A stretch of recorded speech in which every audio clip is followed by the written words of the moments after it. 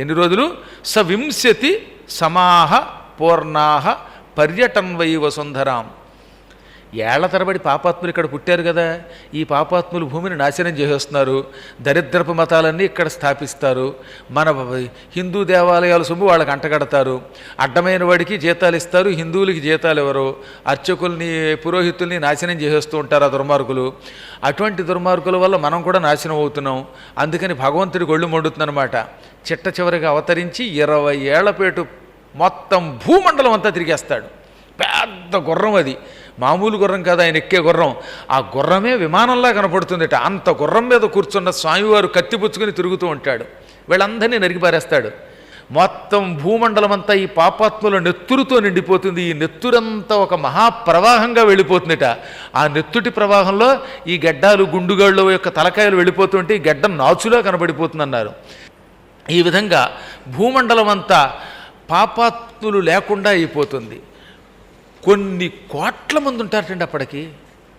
ఒకళ్ళిద్దరు కాదు, అసంఖ్యాకులైన కోట్లాది మందిని నరికి పారేస్తాడు. ధర్మము లేని వాడిని చూచి నరుగుతాడు. అప్పుడు ఎవరు మిగులుతారు? ఈ పురాణం శ్రద్ధతో విన్న వాళ్ళ వంశస్థులు మాత్రమే మిగులుతారట, మిగతా వాళ్ళంతా వెళ్ళిపోతారు. వర్ణవ్యత్యాసజాతాశ్చయేచతాననుజీవినః. ఈ ఇష్టం వచ్చినట్టుగా రెచ్చిపోయి తిరిగిన వాళ్ళని, వర్ణ వ్యత్యాసం లేకుండా తిరిగినటువంటి వాళ్ళని, అడ్డమైన వస్తువులు తిన్నవాళ్ళని, అమ్మిన వాళ్ళని, వీళ్ళందరినీ చీల్చి చెండాడాక ఇకప్పుడు భూమండలంలో కొంతమంది ధర్మాత్ములు మిగులుతారు. ఈ ధర్మాత్ములతో పాటు ఒక యజ్ఞం చేసి ఆ తర్వాత మొత్తం భూమిని అంతటిని ప్రళయంలో ముంచేస్తాడు.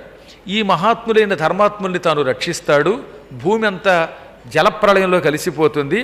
కలిసిపోయిన తర్వాత మళ్ళీ సృష్టి ఏర్పడుతుంది. ఆ పునఃసృష్టి కాలంలో శ్రీ మహావిష్ణువు కల్కి అనే అవతారంతో ఉన్నప్పుడు కూడా ఎవరెవరున్నారో వాళ్ళందరూ మళ్ళీ భూమి మీదకి వస్తారు.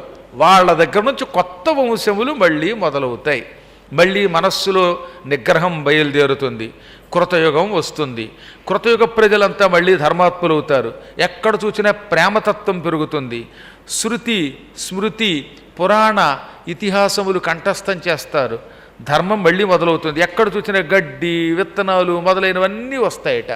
మళ్ళీ పూర్వంలాగా ఆయువు పెరుగుతుంది, జ్ఞానం పెరుగుతుంది. ఈ కలియుగాంతంలో మానవులకి కలిగిన మొత్తం భ్రష్టతంతా వదిలించేస్తాడు విష్ణువు అని ఈ విధంగా సూత మహర్షి మహాభయంకరమైన చతుర్యుగాలలో ఉండే లక్షణాలన్నీ విభజించి చెప్పాడు. ఇవి ప్రతి కాలంలో వెడుతూనే ఉంటాయి.